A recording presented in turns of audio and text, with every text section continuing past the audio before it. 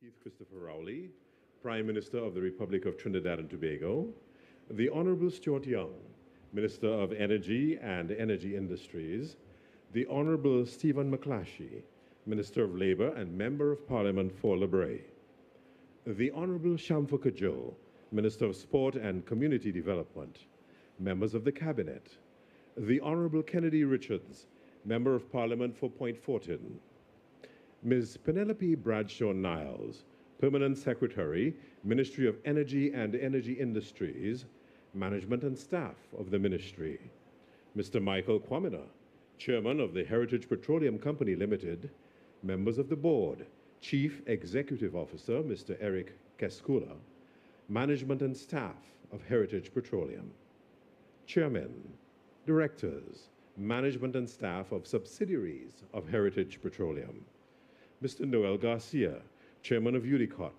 members of the Board, Chief Executive Officer, Ms. Tamika Charles, Management and Staff of UDICOT, Captains of Industry and Commerce, specially invited guests, members of the media, members of the national public viewing live on TTT, UDICOT's Facebook page, and listening on I-95.5 FM, Talk City 91.1 FM, and WAC Radio 90.1 FM. Ladies and gentlemen, a very warm welcome to the official sod-turning ceremony of the new Palo Seco Velodrome. I'm your host, Mark Andre Augustus. And so without hesitation, I call upon Mr. Michael Kwamina, Chairman of the Heritage Petroleum Company Limited. First we have the blessing by Father Aaron Charles. Right.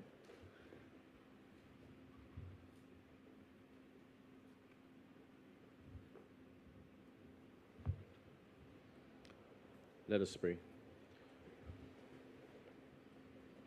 In the name of the Father, the name of the Son, and the name of the Holy Spirit. Amen. God has given us our physical powers in order that we may serve Him joyously. Help one another and be disciplined in accordance with the law of God. Make our body fit for good work. God therefore approve of recreation for the relaxation of the mind and to exercise of the body. Care for the body's fosters mental well-being, and we more readily establish friendship with other people. Lord, we sing your praises without ceasing. You rule over all things with wonderful order. You temper the cares and the burdens of our toils. And by giving us rest and healthy recreation, you refresh our weary bodies and mind. We entreat your kindness that this place and its facilities will contribute to the leisure's activities, that renewed in the spirit and strengthened in mind and body, grant that all who meet here may find their enrichment and companionship, and together offer you praise that is due to you. We ask this through Jesus Christ, our Lord. Amen. Thank you, Father Aaron Charles. My apologies.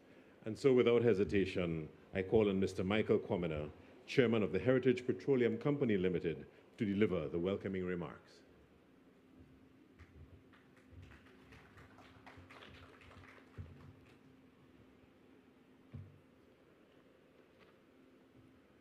Dr. the Honorable Keith Christopher Rowley, Prime Minister of the Republic of Trinidad and Tobago, the Honorable Stuart Richard Young, Minister of Energy and Energy Industries, the Honorable Stephen McClashy, Minister of Labour and Member of Parliament for Lebrae, the Honorable Shamfa Kajol, Minister of Sport and Community Development,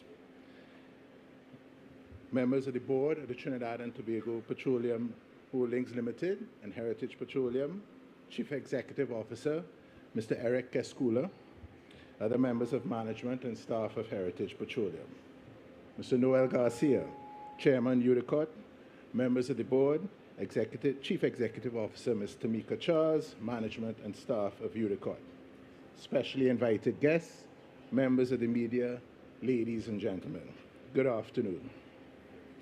I'm pleased to extend a warm welcome to this esteemed audience gathered to witness the sword-turning ceremony for the rebuilding of the Palo Seco Velodrome. This project has been in the planning stage for some time, and I'm extremely proud to be here today to mark the commencement of construction works.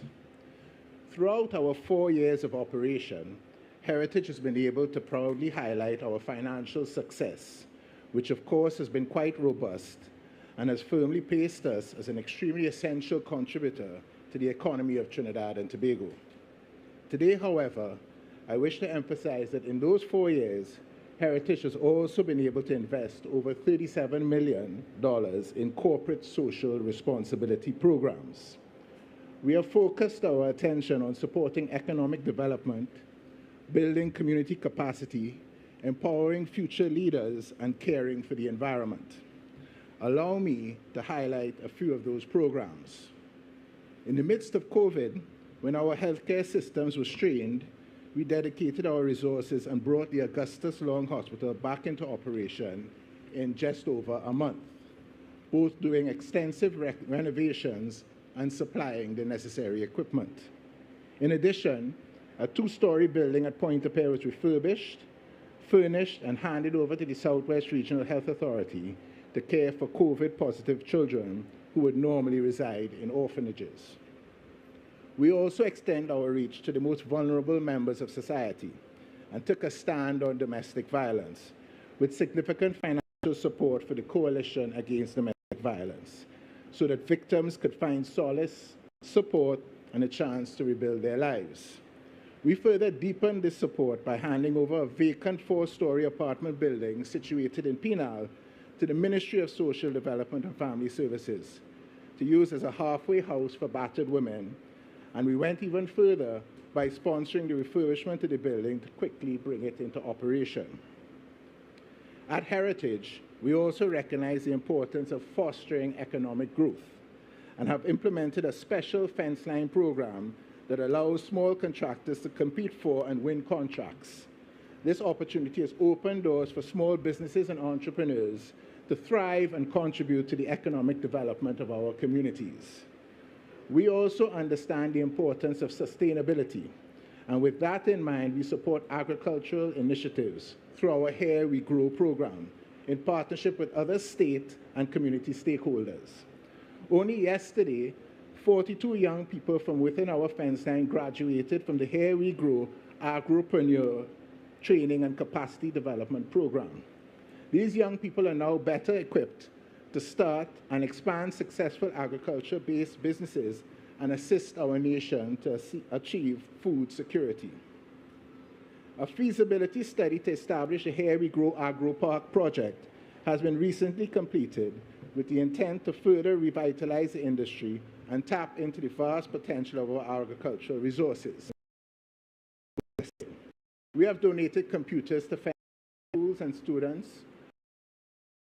homework centers to allow our children to work remotely. Our HERO program is a cornerstone project of our CSR. We are SCA students from secondary school through university with $100,000 scholarships, and this year we will scholarships our reach to Guayagriari. And of course, I must mention our music literature program and our sponsorship of the Superior Deltone Steel Orchestra and now the Heritage Petroleum Skiffle Steel Orchestra. My penultimate boast in this speech and substantial projects that are coming up with the Ministry of Youth Development and National Service, but I will leave that to the Minister to speak to on another occasion. But they are very substantial and very exciting.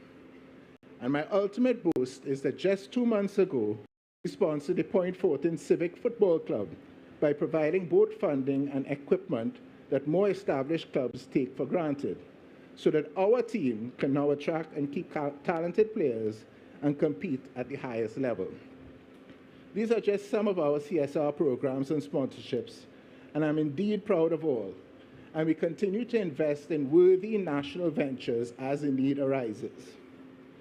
We have therefore shown that profit and purpose can coexist and have defined what it means to be a responsible corporate citizen. With respect to this project, Heritage is handing over the facility to UDECOT, along with its contribution of $26 million to help fund the refurbishment is a continuation of our CSR commitment.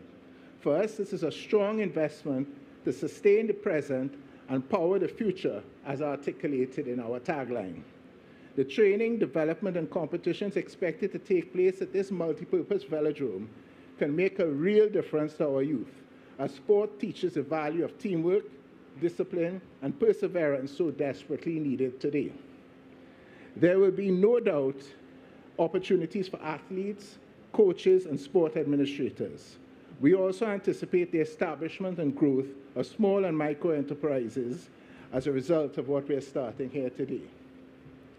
It brings to mind a sentiment often expressed by our featured speaker, Prime Minister Dr. the Honorable Keith Rowley, when he says, offering people opportunity is the most important thing.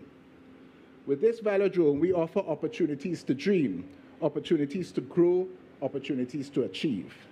For those of us young enough to remember, this iconic velodrome has been one of the major sporting facilities in South Trinidad.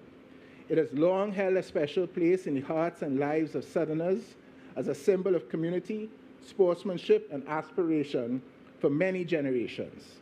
Over the years, several notable sporting heroes have been associated with the Palo Seco Velodrome, some of whom include PM, Jean Geronimo Samuel, Hilton Bingo Mitchell, Emil Abraham, and Quincy Alexander. These sporting heroes have contributed to the growth and popularity of sports in Trinidad. Their many successes and accomplishments still serve as inspiration to young athletes and highlight the significance of the Palo Seco Velodrome to nurture talent and sporting excellence.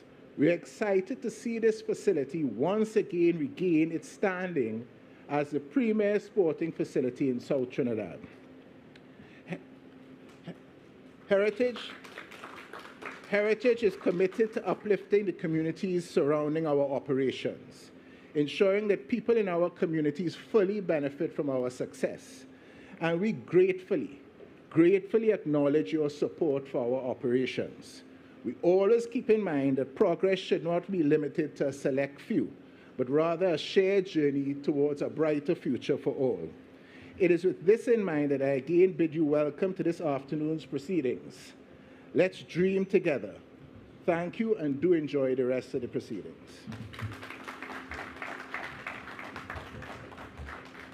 Thank you, Chairman Kwamena. Just a little house note, PDE 5901, your vehicle is blocking the entrance. Kindly welcome to the podium the Honorable Stephen McClashy, Minister of Labour and Member of Parliament for La Brea, to deliver his remarks.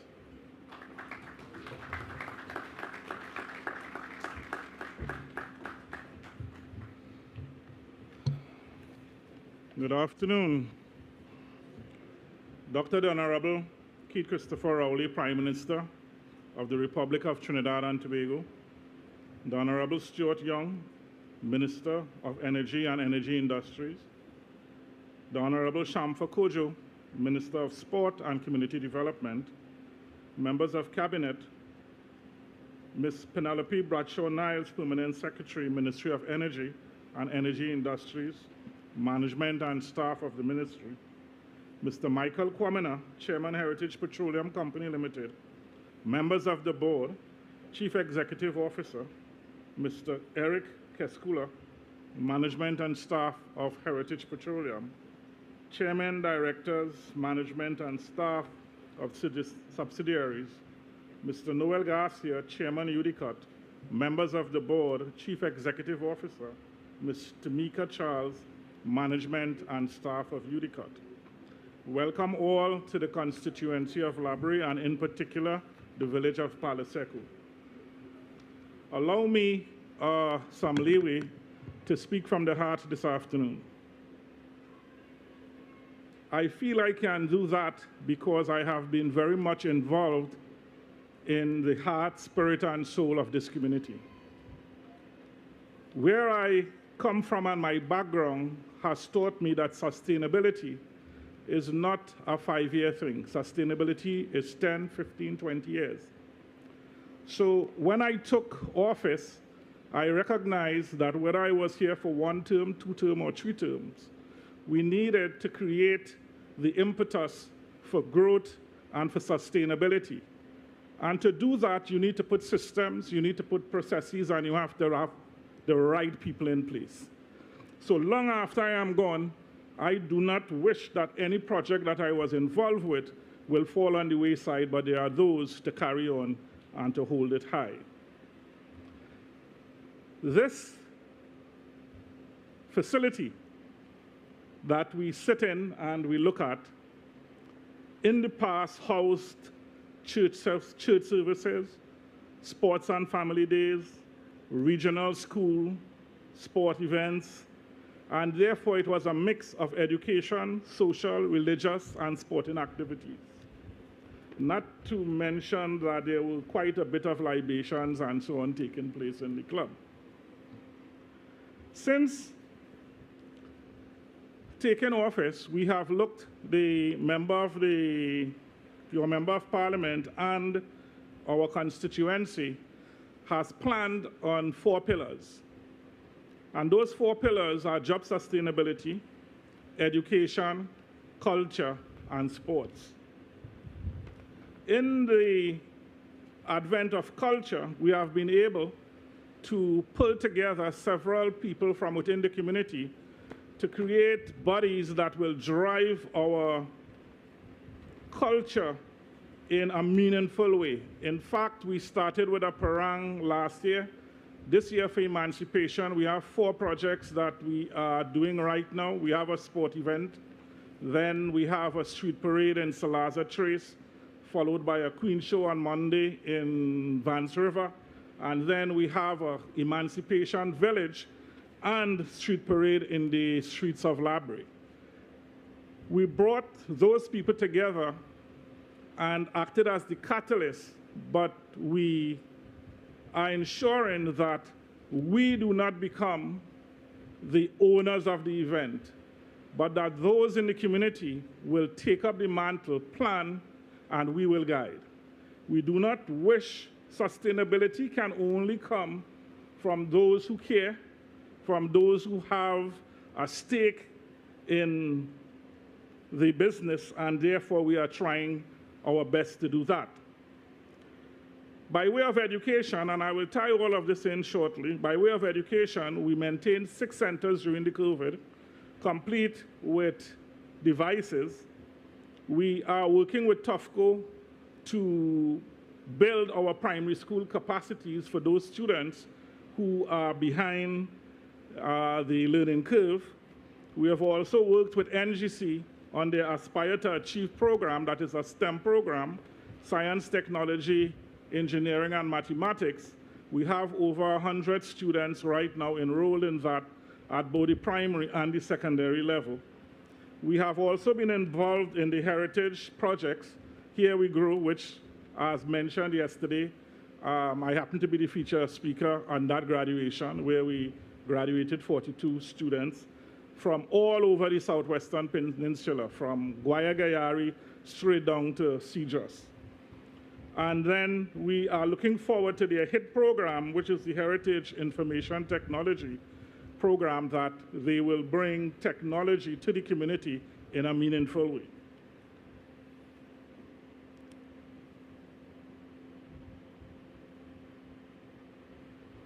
There must also be, and we must also pay recognition to those who went before us. And I would just like to use this opportunity to recognize a number of stalwarts in our community who I see here today, who were instrumental in bringing the Palo Seco Velodrome into the forefront of national sports. In football, we have Mr. Edgar Vidal. We have people like Bertie Dickey, Horace Hart, Dexter Francis, Brian Williams, Ronald Prince, Ray Roberts, just to name a few. In basketball, we had Junior Roberts, the Mason brothers from Bennett Village Hoppers, Neil Butler from Las Bajos United, Bandu Red Eye, Anthony Alexander. In hockey, we had the Pamela and Angela Tousse sisters. We had the Ferguson brothers and sons. In netball, we had the Garcia sisters, Joe Myers, Gemma Pope. In athletics, I think I saw even our 400 man, Ian Morris, he's somewhere around here. you know. And therefore, it is important to recognize people who have made commitments and contributions. Just yesterday, I have a very unique set of constituents that happened to be in a primary school in Beach Camp. And I was blown away yesterday that a group of students who just finished SEA and in the 5th standard, they are writing 2 books on oil and gas and the development in this area. They are being guided by ably positioned people. And I raise my hat to Ms. Celestine here, who is driving that project. And it is things like these that make us stand out from just the ordinary. I have one pet peeve, however, that this program, and I'll close this for the time, this program that we're doing here will bring state-of-the-art facilities. The government of Trinidad and Tobago have created many community-based sporting grounds and lit them. And when I drive by them, I see them under very little use. I see electricity burning, but nobody walking. I see electricity burning, but nobody playing. And if we are to create a signature facility, then we have to be able to move from the grassroots level within the villages so that the best can come out so that they could use these facilities for professional and other type sporting events. But if we do not have activity at that level, then it is unlikely that this will make any sense. And therefore, we have got together with some of the sporting people within the area, and I know that the Minister of Culture and Sports, they are also looking at something that we are developing now, which is a village-type Olympic situation for the Southwest region from Siparia to Cedros, including Point Fortin, where we feel that the rivalry at the village level will push the performance of the budding athletes to a place where at a regional, national, and international level, we can make facilities like this work. I spoke of the 4 pillars, but in terms of government, whole of government approach, if we don't create good education and good minds, and we create good sporting people, they can't get scholarships because they're dunce. If we can't get people to understand and appreciate our culture and what it means to us, whether it's Diwali, Eid, emancipation, and exhibit that kind of pride, then we would have lost it. If we don't create sustainable jobs, then people can't send their children to school because they have no money to do so.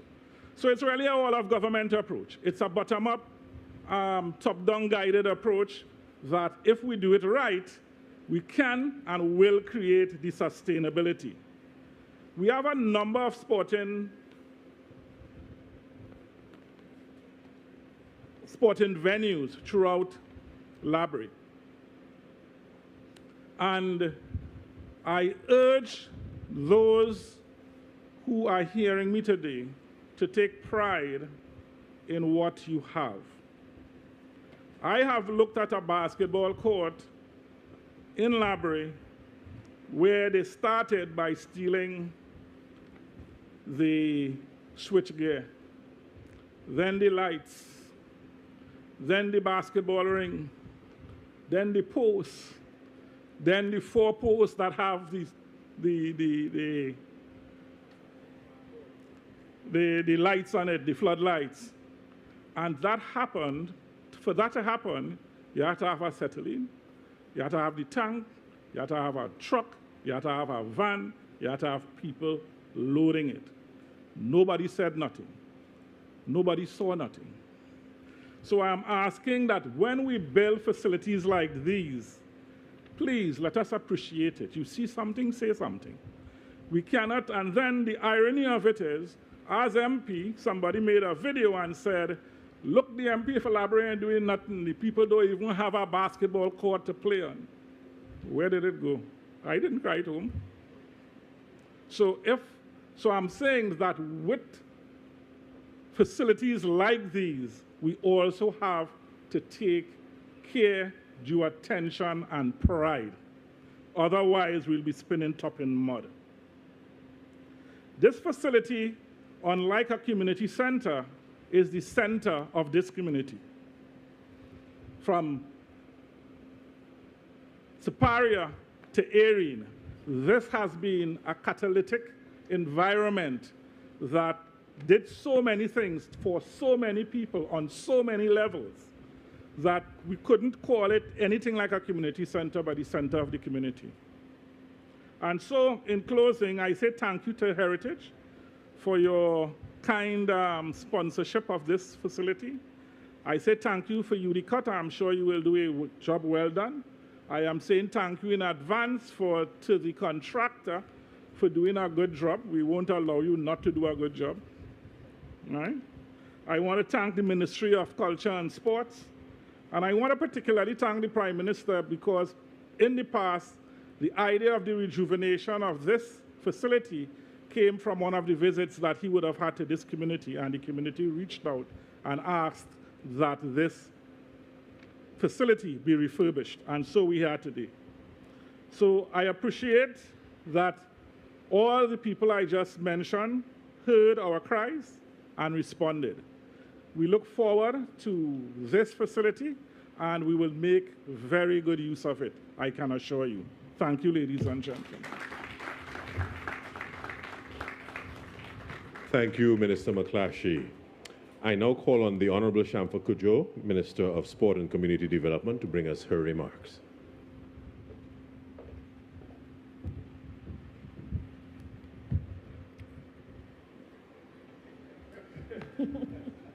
Thank you, Mr. Chairman. The Honorable Keith Rowley, Prime Minister of the Republic of Trinidad and Tobago, the Honorable Stuart Young, Minister of Energy and Energy Industries, the Honorable Stephen McClatchy, Minister of Labour and Member of Parliament for Labray, Cabinet colleagues, Mr. Michael Kwamena, Chairman of Heritage Petroleum Company Limited and members of the board, CEO Mr. Eric Keskula and management and staff of Heritage Petroleum, Chairman, Directors, Management and staff of subsidiaries of Heritage Petroleum, Mr. Noel Garcia, Chairman of UDCOT and members of the board, CEO Mr. Mika Charles and management and staff of UDCOT, captains of industry and commerce, specially invited guests, members of the media, and those of you who are following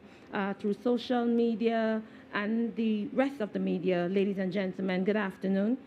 It's indeed a pleasure and a privilege for me to join you here in the Southland, especially to share in this most significant moment, a moment that I know many persons from this region have been awaiting for quite some time. We anticipate that the refurbishment of this facility would lead to the revitalization, and some say even the resurrection, of active sporting competition in South Trinidad. Right now, there's so much happening in sport in Trinidad and Tobago. All national netballers are right now in South Africa participating in the World Netball Championship. Our male and female volleyball players are competing at Kosovo Championships in Suriname. Our male and female golfers are right now, as we speak, competing in the Caribbean Amateur Golf Championship in Tobago. Young Naomi Garcia just won the Caribbean Karting Championships in Jamaica over the weekend. Tennille Campbell, a female national cyclist, a Southerner also, became the first national cyclist to compete in the prestigious Tour de France Femmes. Our track and field champions just returned from the CAC Games, and they are all getting ready to compete later this evening in the National Athletics Championship at our newly refurbished Hazy Crawford Stadium. And of even greater significance, in 7 days. The spotlight would be on Trinidad and Tobago as we host for the very first time as Trinidad and Tobago and as a country in the Caribbean, the 7th edition of the Commonwealth Youth Games, where we'll welcome over 1,000 athletes from 71 countries throughout the world, along with 500 officials. So a beautiful show. Ladies and gentlemen, I can assure you today that none of this has occurred by accident or happenstance.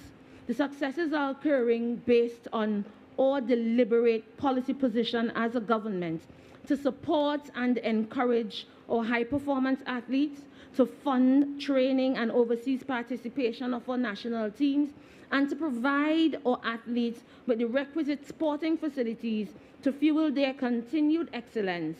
And in this regard, the refurbishment of this Palo Seco Velodrome is consistent with that thrust. There are some who would say this is an isolated event taking place just because an election is around the corner. And I say that is nothing could be further from the truth.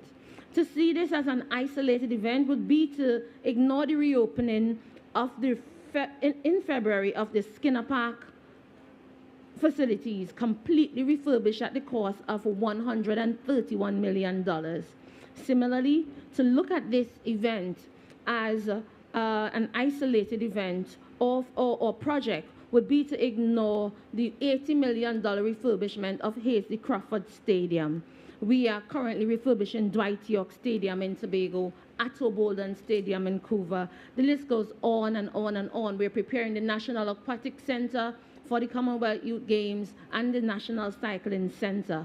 We've just delivered to the people of Marak their recreational facility. To the people in Toco Sangre Grande, we handed over the recreational field to the city corporation, and recently we handed over Bukmalatres to the people of Samoa Laventil Corporation. And that's only to name a few.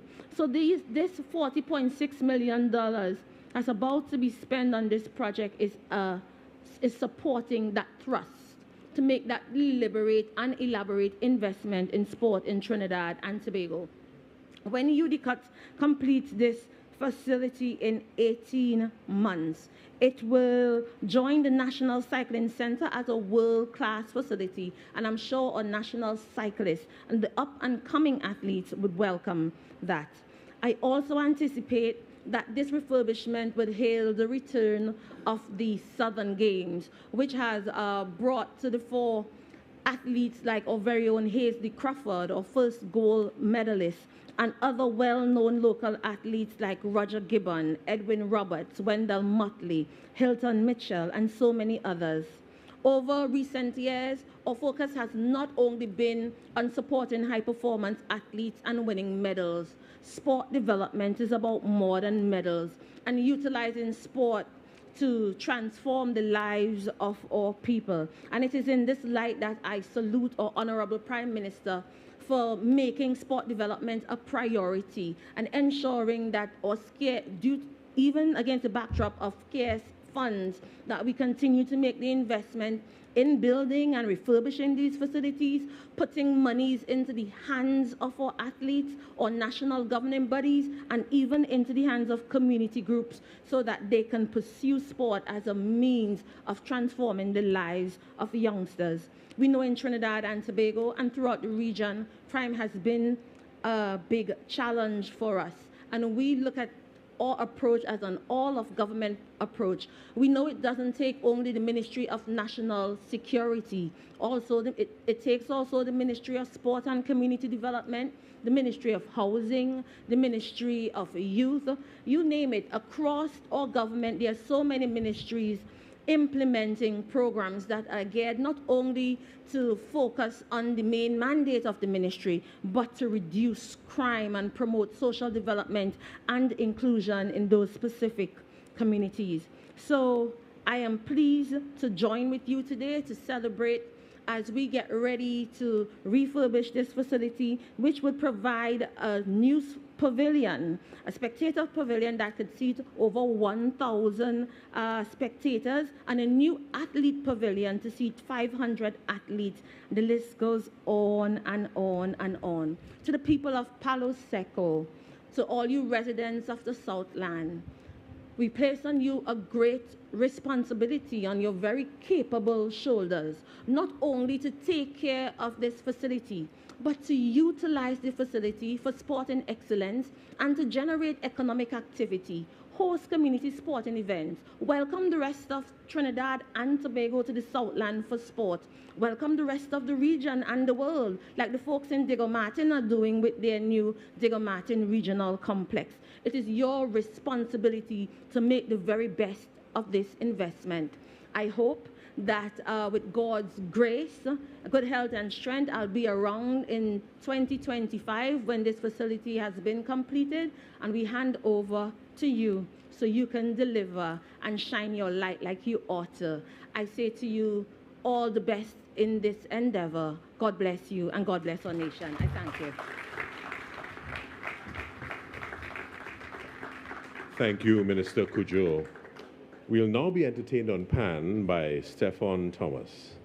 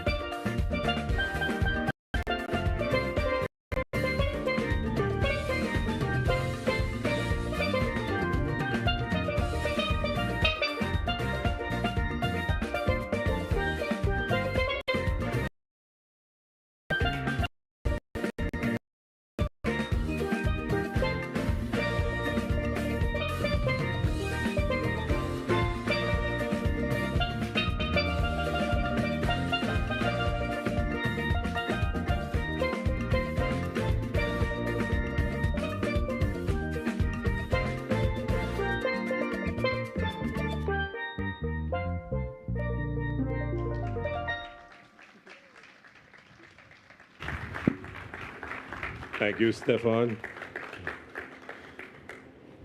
And now, ladies and gentlemen, it is my distinct pleasure to welcome to the lectern the Honorable Prime Minister of the Republic of Trinidad and Tobago, Dr. the Honorable Keith Christopher Rowley, to deliver today's feature address.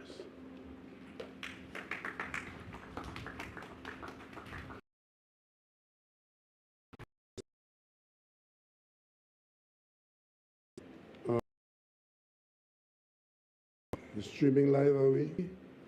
To acknowledge my cabinet colleagues, Minister Stuart Young, Minister of Energy and Energy Industries, my parliamentary colleague, the Member of Parliament for Lebre, the Honorable Stephen McClatchy, Minister of Labour, the Honorable Sam Fakojo, Minister of Sport and Community Development, other members of the Cabinet, the Honorable Kennedy Richards, Member of Parliament for Point Fortin, Ms. Penelope Bradshaw-Niles, the Permanent Secretary in the Ministry of Energy and Energy Industries, Mr. Michael Kwamina, Chairman of Heritage Petroleum, members of the Board of Heritage Petroleum and Petrotrim, Mr. Eric Keskula, Chief Executive Officer, newly minted, of Heritage Petroleum,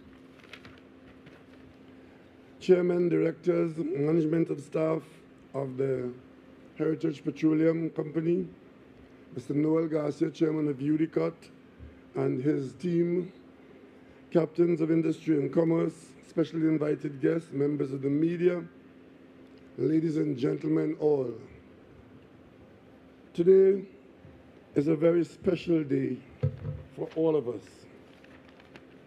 And I am particularly pleased to have the opportunity to join the people of Palo Seco, of Quarry Village, in Santa Flora, in all of the Deep South, in recognizing today as a day the Lord has made, and we are rejoicing in it.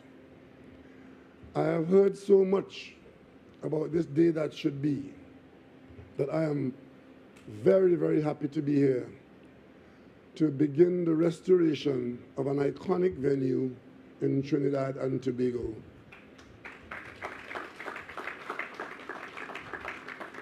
But ladies and gentlemen, the Minister of Sport said that none of what is happening with respect to our investment and our focus, our prioritization on sport and youth is by happenstance or by guess.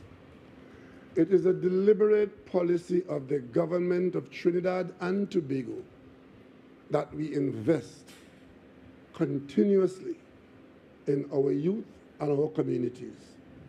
And that is why from 1956 to today, except for I think 1 year in the recent past, where national security was the largest component of the national budget, every single year except that year, the single largest component of our national budget was on education.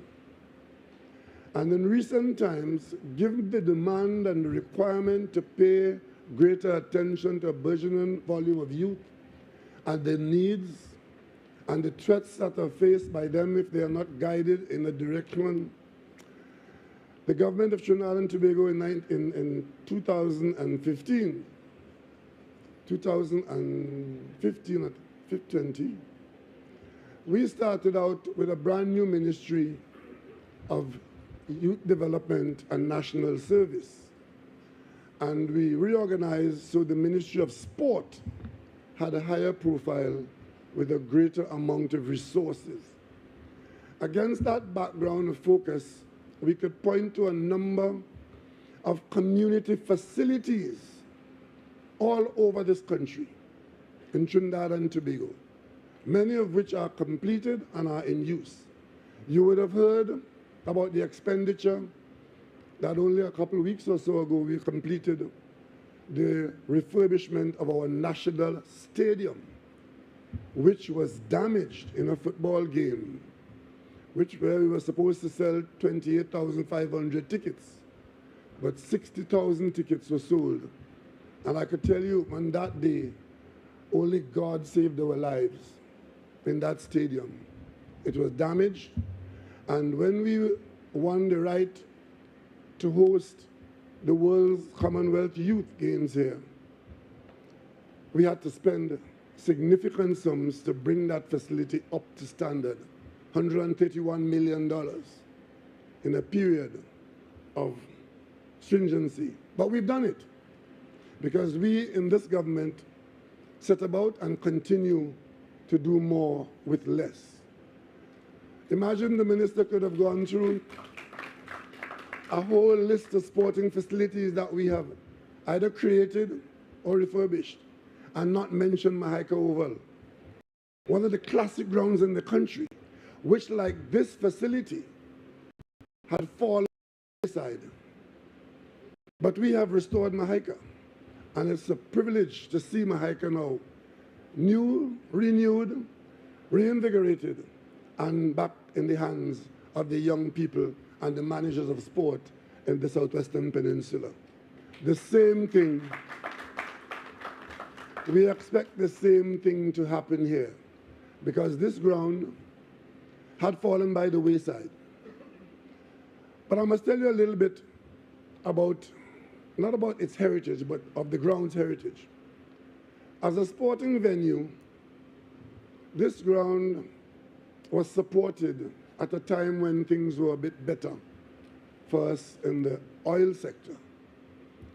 But over time, the circumstances changed, and cutting and contriving resulted in an abandonment of the prospects of these kinds of facilities, and we lost them. It is commonplace to hear some misguided people, especially those in and around the political arena, talk loosely and maliciously about the restructuring of Petrotrin, as though it was something that fell from the sky by people who didn't know what they were doing. But I will tell you, ladies and gentlemen, we are only here today to do what we are doing here now because we have restructured Petrotrin. The unrestructured Petrotrin is still alive and well with us, to the tune of $2.8 billion that the Ministry of Finance is currently servicing. Debt that the Ministry of Finance is having to service like any other debt in the government, even as the company is restructured and we have come out of refining. Much of that $2.8 billion debt was incurred by that company importing and refining oil and losing money in the process.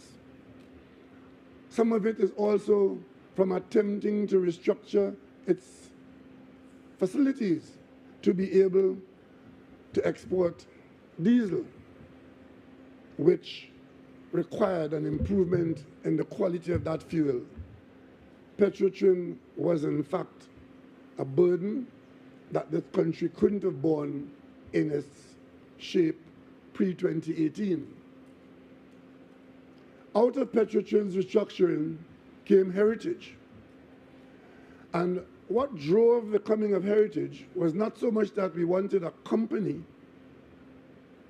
to be profitable and help the Minister of Finance. It was that we had a debt of $850 million US, money that was already spent and was owing and was required to be paid by a check in 2018 August. So you could hear all kind of story from all kind of people, but I want you to listen to the government of the day in January 2018, which had the responsibility of figuring out where will such a check come from? Because in August, we have to deal with a debt of $850 million US incurred by a state company, and the Minister of Finance was liable for that debt if the check wasn't available. Had we not been able to deal with that situation, we would not have been talking last week about Moody's saying that Trinidad and Tobago has been rated positive going forward, it would have been a completely different story. We would have been downgraded as low down on the alphabet as the grades go. We would have ended up at the IMF, and we would have had, on the circumstances that flowed from that, we would have had to devalue the currency. The advice that the government was receiving from the experts was that we would devalue the currency to 8 to 1 or possibly 10 to 1. And of course, that devaluation would have brought extreme hardship, especially to persons at the bottom, where instead of paying what you're paying now for a pound of rice, multiply it by 4 or 5. Instead of paying the taxi fare what you're paying now, with all the complaints about that, multiply it by 4 or 5. But as Prime Minister of this country, I told this country that we will make our own prescriptions, we will take our own medicine, and we will not end up in an IMF program. And this evening in Palo Seco, I'm proud to announce that we have not ended up in an IMF program. And more importantly, because we have prescribed our own medicine, our medicine was to get out of the refining of oil because we did not have enough oil to refine. That single action of getting out of the refining of oil gave us the ability to evade the IMF. And those workers who were affected by that restructuring, they didn't go empty-handed from Petrotrin. They went home with $2.7 billion, like the Caroni workers. Didn't go home empty-handed. So when you hear irresponsible people talking, they must tell you the whole story. And it's not the 5,000 people who went home with the $2.7 billion. It is every single citizen of Trinidad and Tobago from Charlottesville to Cedros who would have borne the benefit and the hurt of that situation had we devalued the currency to 8 to 1 or 10 to 1.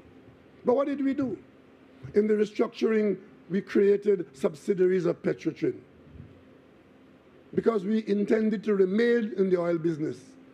We intended to remain in the hydrocarbon business, and we have done so. What has Heritage coming into being resulted in? It has resulted in a company that has been able to assume the responsibility of Petrotrin and the Minister of Finance, and has been able to service the $850 million US debt. So in one stroke, by the creation of Heritage, that Damocles sword of $850 million that had to be paid in August 2018 has been serviced, is being serviced by the Heritage operations.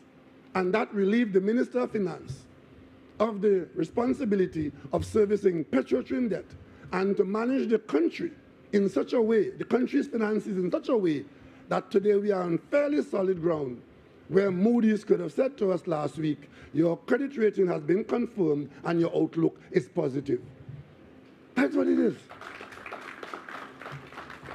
And more than that, alongside servicing the debt that was threatening to kill us, Heritage puts a profit from its operations into the national treasury. So the Minister of Finance, instead of putting money out to buy oil to lose in a refining business, receives the profit to spend on the rest of the country, including those who were involved in Petrotrin.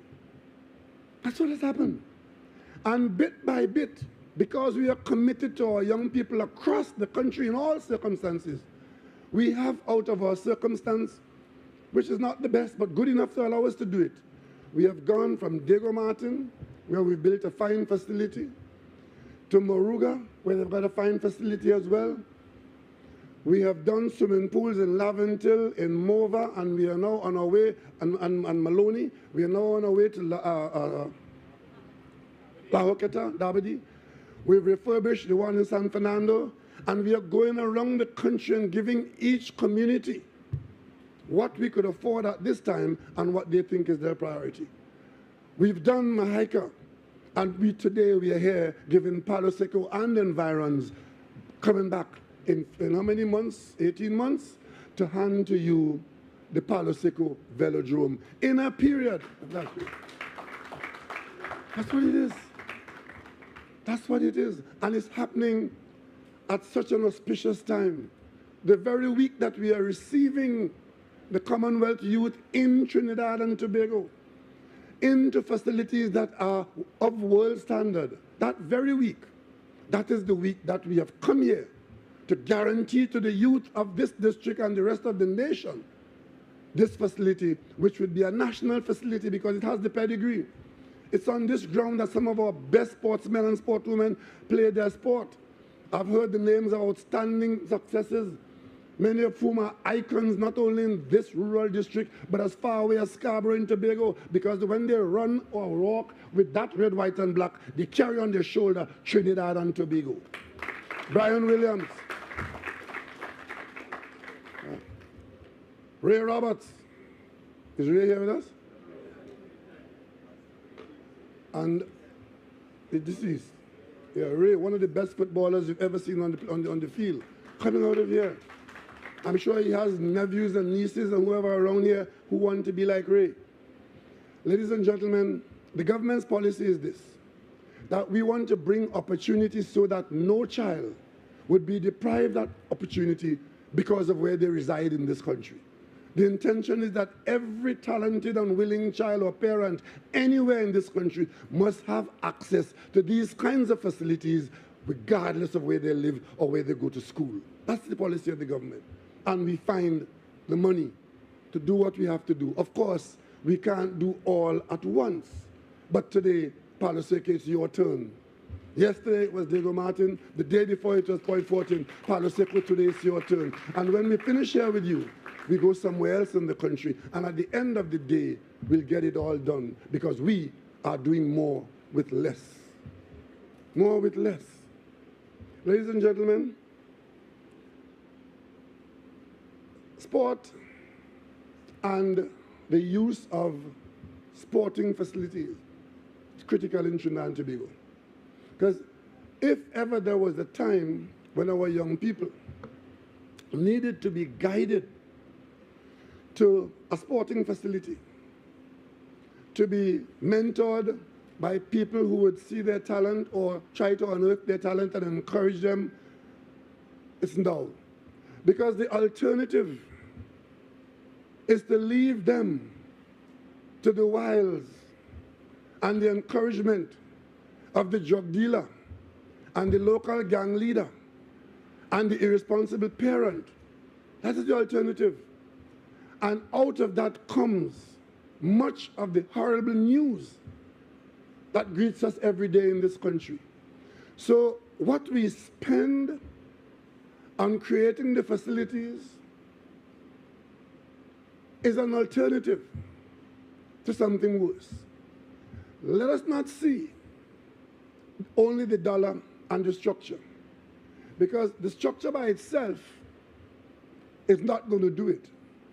Recently, I was talking to one of my CARICOM colleagues because I have accepted the responsibility at CARICOM as chairman of the CARICOM Heads of Government Cricket Subcommittee. And the minute that news came across the Caribbean, I started getting congratulatory calls from people who were telling me that they're glad that I'm now in charge of West Indies cricket. Ladies and gentlemen, you think anybody would voluntarily want to be in charge of West Indies cricket? But I'm not in charge of West Indies cricket. Don't make that mistake.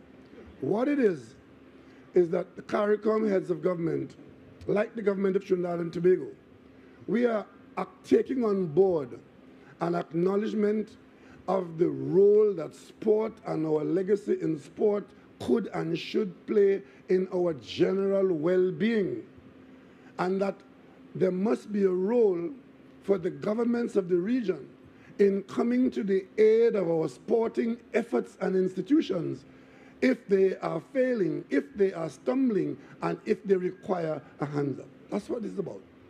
So Trinidad and Tobago has a very special place in that. That conversation I was having with my colleague from another territory, which has a tremendous legacy in cricket, we came to the conclusion in discussing it that one of the reasons why West Indies cricket is failing, in the many ways is failing, is not just that they're failing or because they're failing on the international field.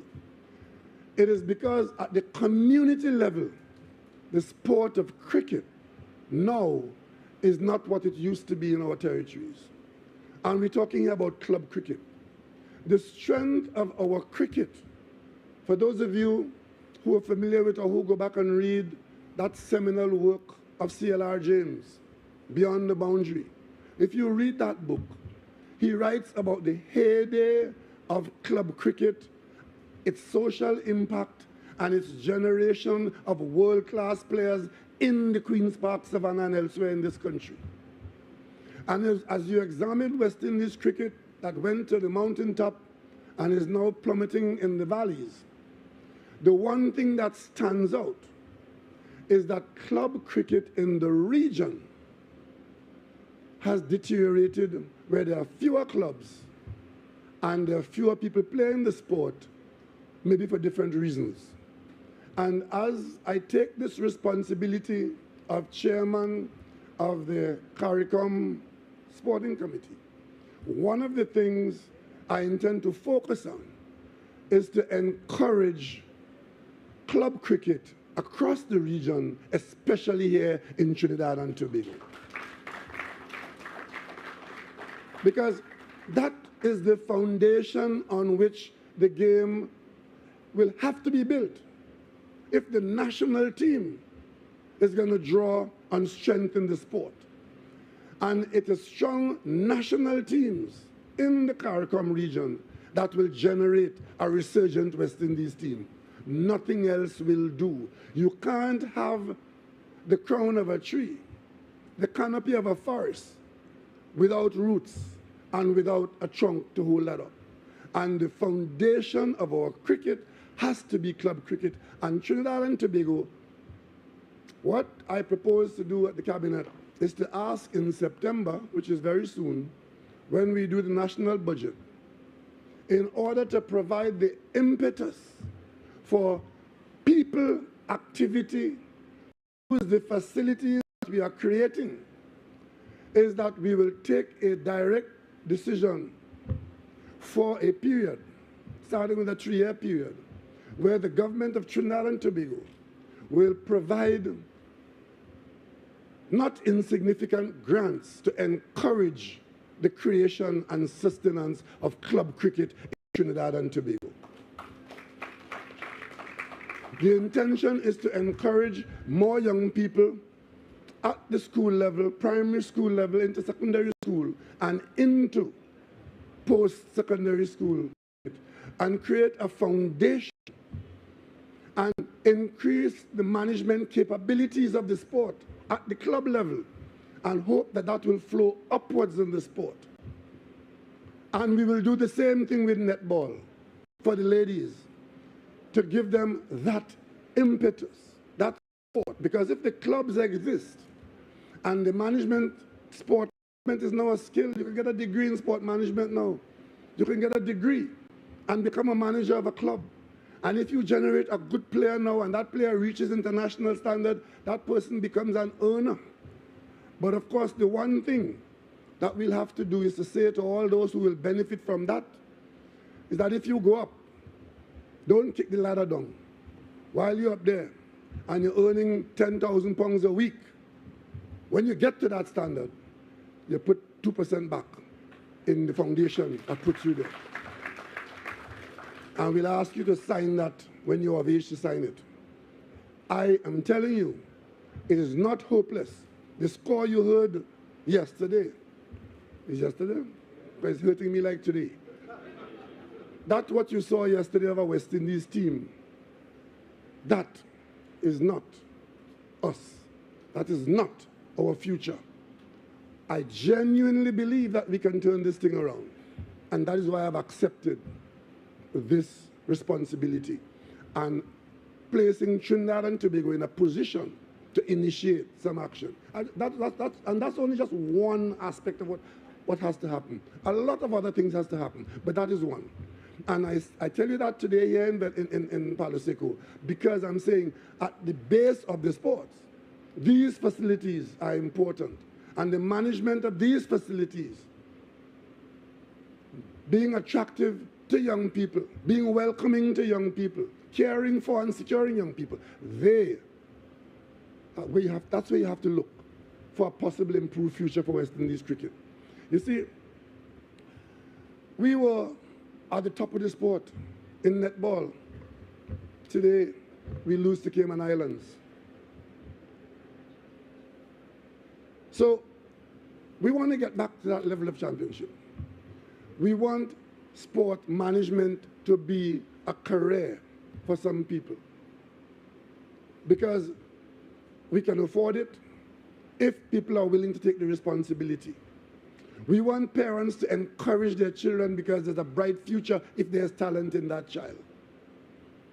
And we want to ensure that more and more of our young people walk the corridors where Ian Morris walked and run on some of the tracks that he ran on.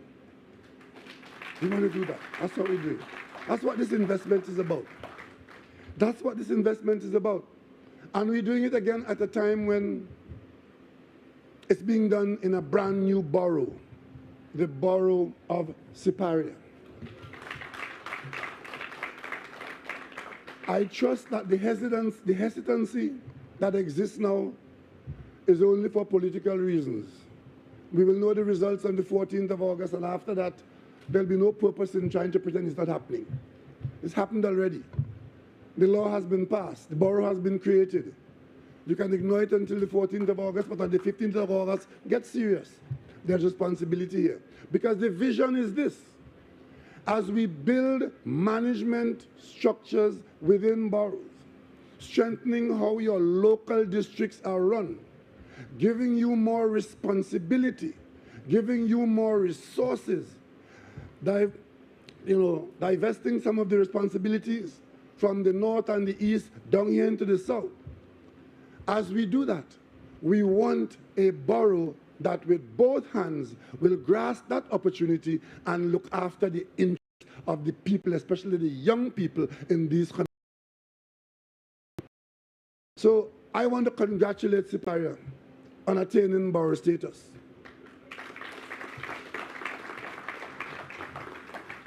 I look forward to the executive in that borough joining us with the vision that we have and receiving this facility in 18 months' time and taking responsibility for ensuring that it remains maintained, it is put to the proper use, and it ensures that it provides the opportunity for the talent that will be born and nurtured within these hills and along these valleys.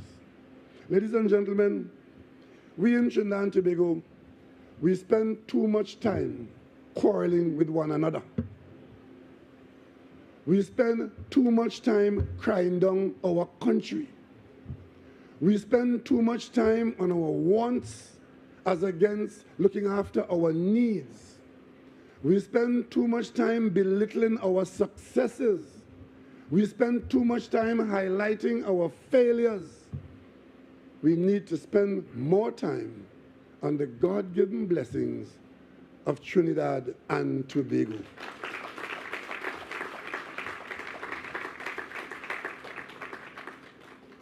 You would hear from some people how bad things are in this country. Then if that was so, then I presume then all of us would have left.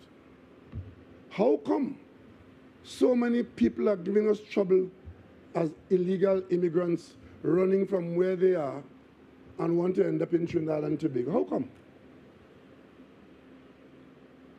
I went to a factory in the Deep South last week. And in that factory, 60% of the workers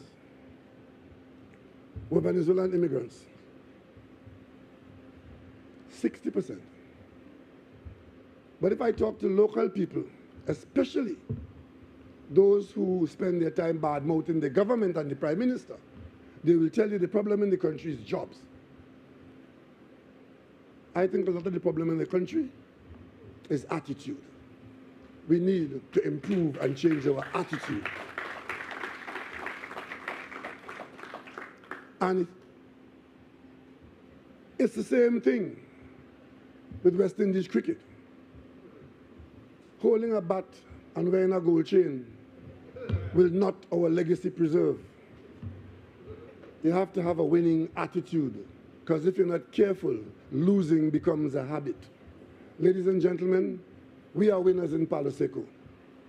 We are winners in Trinidad and Tobago. And I have every confidence that as we make this investment here and restore this facility, that there are some people in our community here and elsewhere in the nation who will ensure that this ground, once again, generate winners for Trinidad and Tobago. Let us do so in hope, in unity, and in strength. As God, we ask God to bless this nation, and may God continue to bless all the people of Trinidad and Tobago. Thank you. Thank you, Honorable Prime Minister. At this point in our program, we'll now have the turning of the sword by the Prime Minister and his entourage as the rest of us remain seated here.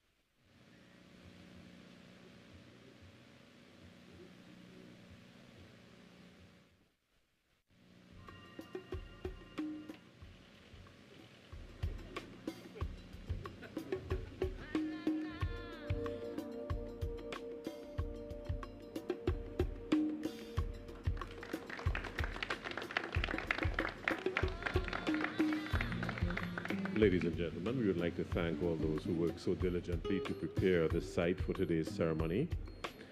Thank you, Father Aaron Charles, for the opening prayer.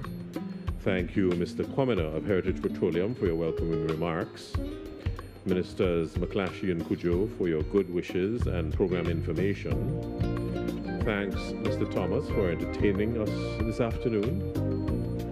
A huge thank you to UDCOT management and staff for the continuing legacy of your lofty standards for this new Palo Seco Velodrome. Members of Parliament, the Cabinet, various ministry officials, captains of industry and commerce, specially invited guests, members of the media, thank you for your very kind participation.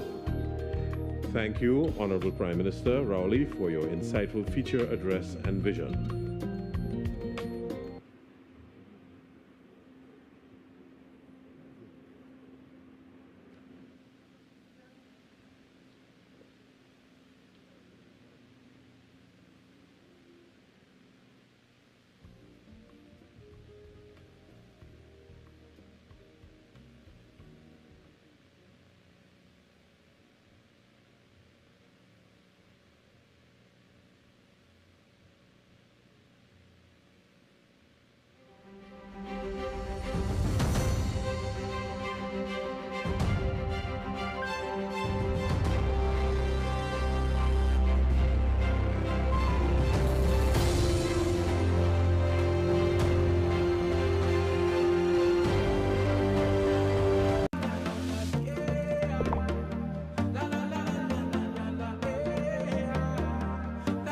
This is TTT. Live for local.